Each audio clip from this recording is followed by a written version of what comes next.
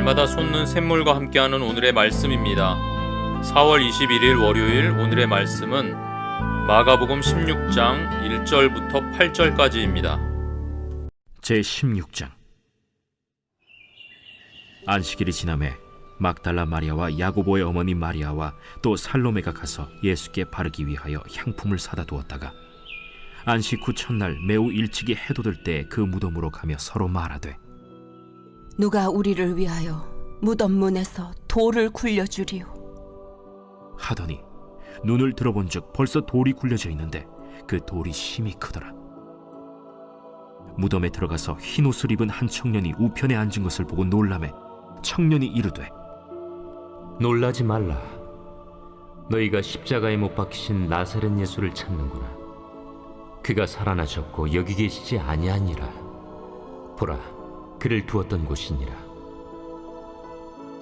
가서 그의 제자들과 베드로에게 이르기를, 예수께서 너희보다 먼저 갈릴리로 가시나니 전에 너희에게 말씀하신 대로 너희가 거기서 배우리라 하라. 여자들이 몹시 놀라 떨며 나와 무덤에서 도망하고 무서워하여 아무에게 아무 말도 하지 못하더라. 우리는 오늘 본문을 통해서 부활의 아침에 예수님의 무덤 앞에 선 여인들과 함께 서 있습니다. 그들의 마음은 사랑으로 가득했지만 동시에 깊은 슬픔과 무거운 두려움이 있었습니다. 그들은 향품을 들고 갔습니다. 이유는 하나였습니다. 사랑하는 예수님의 시신의 마지막 예우를 하기 위해서였습니다. 하지만 그들이 마주한 것은 시신이 있는 무덤이 아니라 비어있는 무덤이었습니다. 그리고 그곳에서 천사로 보이는 흰옷 입은 청년을 통해 그가 살아나셨다는 놀라운 소식을 듣게 됩니다. 그 순간 그들의 두려움은 더욱 커졌고 도망가서 아무에게 아무 말도 하지 못했다고 본문은 기록하고 있습니다. 이 본문은 질문을 던집니다.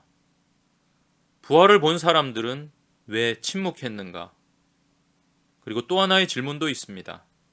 오늘 우리는 부활의 증인으로 어떻게 살아가고 있는가? 이런 질문을 마음에 두고 본문을 살펴보겠습니다. 본문 마가복음 16장 1절은 매우 중요한 증언입니다. 막달라 마리아와 야고보의 어머니 마리아와 그리고 살로메가 향품을 사서 무덤에 갔다.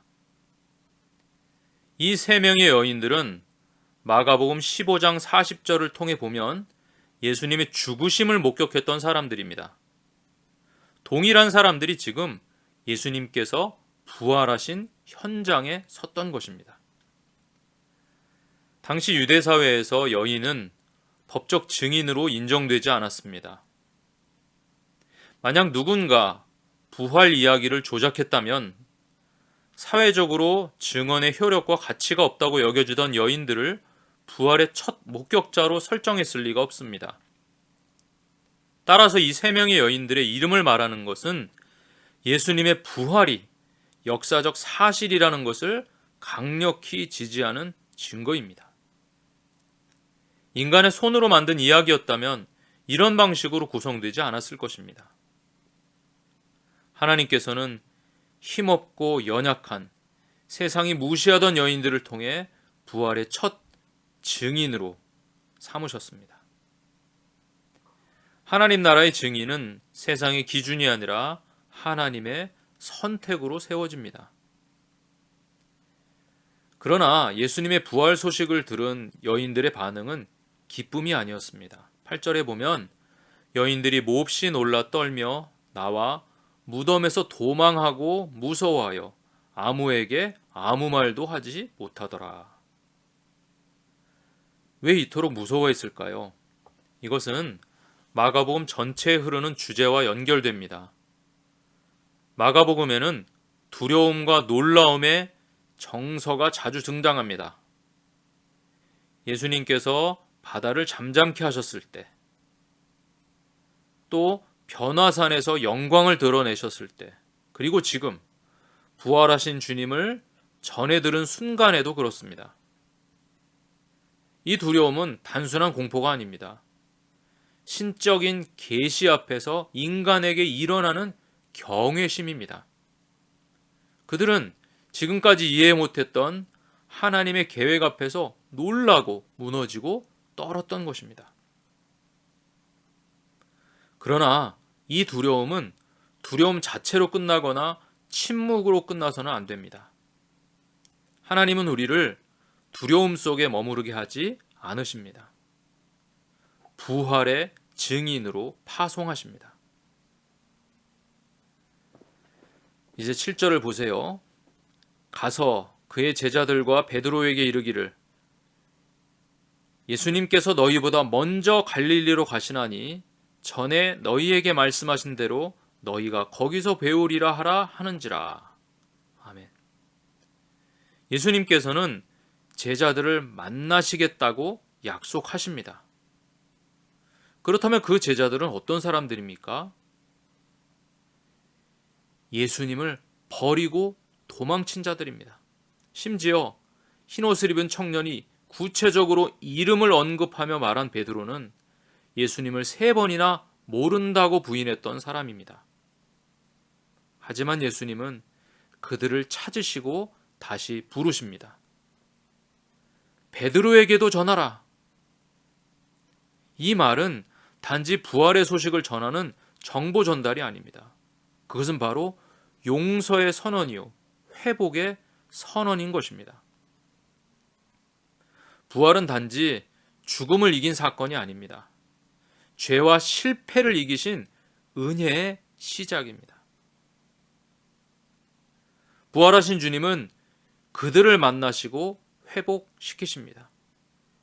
그리고 예수님의 제자들은 바로 그 주님을 전하는 증인들이 되었습니다.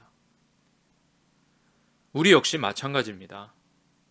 우리가 실패했더라도 부활의 주님은 다시 갈릴리에서 만나자고 말씀하십니다. 우리의 일상, 우리의 갈릴리에서 예수님은 다시 우리를 부르십니다. 사랑하는 성도 여러분, 오늘 본문은 여자들이 몹시 놀라 떨며 나와 무덤에서 도망하고 무서워하여 아무에게 아무 말도 하지 못하더라. 이렇게 끝이 납니다. 결말이라고 보기에는 갑작스럽습니다. 그러나 이 끝맺음은 독자인 우리에게 질문을 던지는 결말입니다. 당신은 부활의 소식을 어떻게 전하고 있습니까? 당신은 지금 예수님의 부활 앞에 어떤 반응을 하고 있습니까? 적지 않은 신자들이 이 시대를 살아가며 오늘 본문에 나오는 여인들처럼 무서워하여 아무에게 아무 말도 하지 못하고 있는지 모릅니다.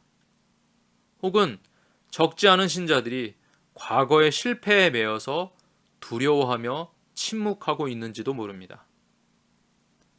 주님께서는 오늘도 주님의 죽으심과 부활을 세상에 전할 증인을 찾고 계십니다. 누가 증인일까요? 특별한 사람들입니까? 주님은 힘없는 여인들, 그리고 예수님 앞에서 실패하고 예수님을 부인한 제자들을 증인으로 부르셨습니다. 동일하신 주님께서 이 영광된 일에 바로 지금 이 말씀을 듣고 있는 여러분을 부르고 계십니다. 혹시 우리도 복음을 알고도 두려움과 침묵 속에 살아가고 있지는 않습니까? 예수님의 부활이 우리의 실패와 절망, 죽음을 이겼다는 사실을 잊고 있지는 않습니까? 세상은 여전히 절망과 슬픔 속에 있지만 우리는 부활의 증인으로 부름받았습니다. 사랑하는 성도 여러분, 우리는 지금 없던 일을 거짓으로 만들어내는 것이 아닙니다. 개인의 명예나 교회의 세력을 불리자는 것도 아닙니다. 역사에 일어난 사실 그대로를 증언하는 것입니다. 우리를 대신해서 십자가에서 죽으시고 그 죽음을 이기시고 실제로 살아나신 우리 구주 예수 그리스도를 사실 그대로 말하는 것입니다. 바로 그곳에 참된 생명이 심겨지고 자라납니다.